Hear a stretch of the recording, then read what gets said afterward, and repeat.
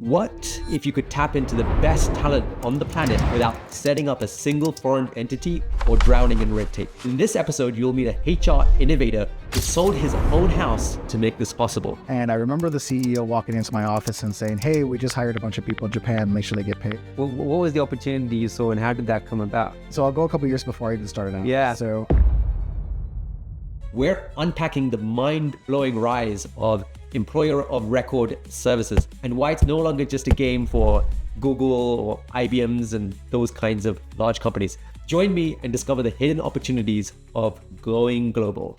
Jumping straight in, what do you think is the impact of technology and AI in HR as you've seen over the last few decades? So I will tell you that I'm going to date myself when I say this as well. I remember when I got into HR and global payroll, I was sending Excel files, email, and actually reporting payroll that way. So from that time to today, we're finding that technology is really important. Companies want to figure out how to onboard, manage, and pay employees fairly quickly, very compliantly, but also they want to do it efficiently. They don't want to use Excel files anymore. They want to make sure that when they enter information, it's done compliantly. So we've seen the evolution of technology really for speed, efficiency, and compliance. Right. And so you've been doing this kind of globally, right? Not just kind of within the US. So how has that changed the dynamic? Well, I think part of that is also every country operates, in its own unique way. So one of the things that we actually have to train our customers on is what you do in the US, you are unable to do in every country. For something simple like at-will employment that doesn't exist. There are also some countries that have what they call 13 and 14-month payrolls. And that sounds very foreign to most Americans. It's like 13, 14 periods. It's when you take the annual salary and you divide it by 13 and do a double payment on 1 month, or 14 divided over 14 and pay twice in 2 different months. So there's different compliance requirements in each one of those countries that technology really allows to keep companies compliant and efficient when they're actually operating in these particular markets. Right. So I'm curious, how did you first realize that there was this opportunity here? You take us back to kind of the early part of your career and starting Atlas. What was the opportunity you saw and how did that come about? So I'll go a couple of years before I even started out. Yeah. So I was head of talent acquisition in HR for a government contractor. We just got awarded a $1 billion contract with the US government, the PROS 5 contract. And I remember the CEO walking into my office and saying, "Hey, we just hired a bunch of people in Japan, make sure they get paid." And I remember having to call my payroll provider at the time. And I said, "Hey, I can't find the drop down for Japan. How do I get this done?" And they said, "Oh, we don't do global payroll." So I had to figure it out. I used, I went on the internet, I Googled like everyone else does. And I called, my network and figured out how to do this. And no one really had a solution behind it. I finally went to the CEO of that organization and said, "Look, let's set up our own entities. Let's get employees paid. It's going to take some time, but we can do it this way." Right after we did that, we found that a number of government contractors had the same issue. They said, "Look, we're trying to figure out how to pay them compliantly. We're looking at how to do visa mobility in these particular countries." And they said they needed to use our services to do that. So I said, "Oh, absolutely. You can use our entities. We can make some money doing this." So HR at that time was no longer going to be a cost center. It was not going to be a revenue generation business. So that was a really good idea. And then I realized as I was supporting other companies, especially in the government sector, I figured there was a better way to do this in a more operational way and was commercialize this. So I actually sold my house. Oh, wow. Took all the proceeds of my house and actually started the company. Atlas's name actually was Elements Global Services first. And then we rebranded to Atlas a few years later. But started Elements from my kitchen table. I remember signing my first contracts at my kitchen table. My kitchen table I still have today. It's a good luck charm. And really just expanded that. And from there, I figured out what customers were looking for. Customers were saying, "Look, I'm looking to hire and deploy talent in these particular countries. We don't want to register. We don't need to have registration there." A lot of that was a fear of, one, nexus. Like they weren't going to generate revenue. They just needed talent in that particular location. 2 is they didn't really understand how long they were going to be in that particular country, or they were just sourcing one particular talent that was really important to their organization. And so what we were able to do was really create a painkiller for them and really build that to help them expand out. And once they figured out how simple it was, it just took off like wildfire. Right. So at that time, what employers how were employers finding this talent kind of in completely different countries? How is that kind of need coming about? Well, you got to remember, this is around the same time that you saw a really big boom in LinkedIn. There was a little growth. People were creating their own networks. It was a social media version of Facebook, but more professional way. And so companies were sourcing a lot in LinkedIn. And when they were finding talent through keywords like software developer, et cetera, they saw, hey, these individuals are in Pakistan, or they're in the UK, or they're in Spain. And they were able to hire that talent, but they didn't know how to do it compliantly. So initially what we saw a number of companies do is go down the contractor pay route, and they were paying them as contractors.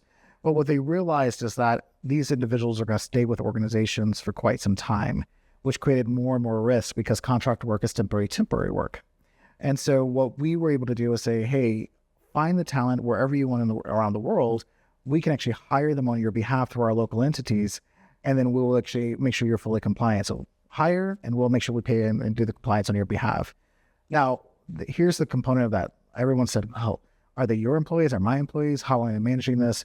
And we had to define that. There was no rule book for what the industry at the time called global PEO. Right. And so I said, look, this doesn't make sense. As I'm explaining to customers about what we're doing, I kept using the term employer of record. We're the employer of record. We're the employer of record. And then I actually stopped everything and said, why don't we coin the term employer of record? That's what we're using to describe the service. Let's use that as that. So we became an employer of record. And we went to the client and said, look, we are the legal employer. We're the one that's contracting with the employee, but our contracts on the back end push that liability back to you. So you are obligated to us through our contracts, but we are the ones that are going to make sure that we stay compliant. And then what we did was we built up processes and procedures for those customers, educated them, and to take processes that were 10 steps, got them down to 3, onboarded them more efficiently, and made employees feel more comfortable leveraging that solution. Right. And did you find that this encouraged employers to kind of continue to hire more globally? And yeah, what we found was it opened up the faucet for a number of employers. It was no longer focusing on talent that was within your zip code. You went from finding your talent pool being from the 100,000s to 6 billion people that you can actually hire. And that actually made sure that employers can hire the best talent. And that doesn't mean the best talent is always in your neck of the woods, right? And so we opened that up, and it shall create a lot of opportunities and sometimes more cost-effective approaches for businesses to be able to expand their businesses. I'll give an example. I had a client before. They started with us. They were only 3 employees. They were a startup. No one believed. Every one of our competitors had declined them to do business with them. They were too small.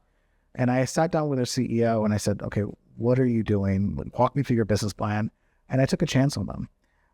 When they left Atlas, they were at 50 employees in Germany, 50 employees, about 45 employees in Bulgaria, 3 employees in the US, and they had, I think, in 2 other countries as well. So they went from 3 to over 100 employees very quickly. And the only reason they didn't stay with Atlas was because they needed global payroll. They had outgrew the employer of record model. Right. And so the fact is, when I spoke with the CEO when they were exiting, the first thing he said to me was, because you took a chance on me, we've become successful and we became $1 billion company. Right. Wow. That's incredible. So you're basically enabling a whole generation of companies that might never have existed because of the logistics of essentially hiring folks abroad. My Achilles heel is to help people. So when you ask why did I create Helios? Why did I create Atlas? It was really because I wanted to create equitable opportunities for all businesses to be able to expand globally. That was really important to me. A lot of times when you said going global, people thought that's the Googles of the world, that's the IBMs of the world. And now we can say your small business that has 15 employees can expand. I had another client who, they were about 20 employees, and then they acquired a larger organization and they had about 50 countries that they had to consolidate. They had no entities in those countries. Right. And they had to leverage the employer of record model to be able to do that. And they were to successfully close that acquisition 3 months earlier than they would have had to do before, and compliantly. And they stayed with us until they were acquired themselves. Right. And so those type of success stories are really important to me. Of why when I went out and actually created this model, Atlas was the first direct employer of record, meaning we did not outsource to any third parties. We had our own entities around the world. And we were the first ones to really focus on the service-enabled technology piece of that, not just the Excel files or the processing payroll that way. Wow. Talk about commitment. Selling your own house to launch a global payroll solution is next level. Let's see what Minnie D thinks. I'd have sold my kidney first. Much easier than paperwork for a mortgage. Hey, no big deal. Well, some might call it risky, but it sparked a massive innovation.